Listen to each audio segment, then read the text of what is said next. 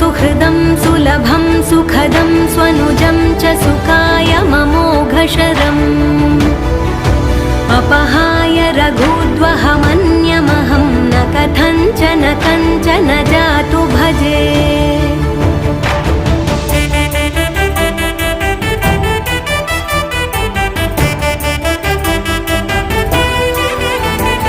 विना वेङ्कटेशं ननाथो ननाथः सदा वेङ्कटेशं स्मरामि स्मरामि।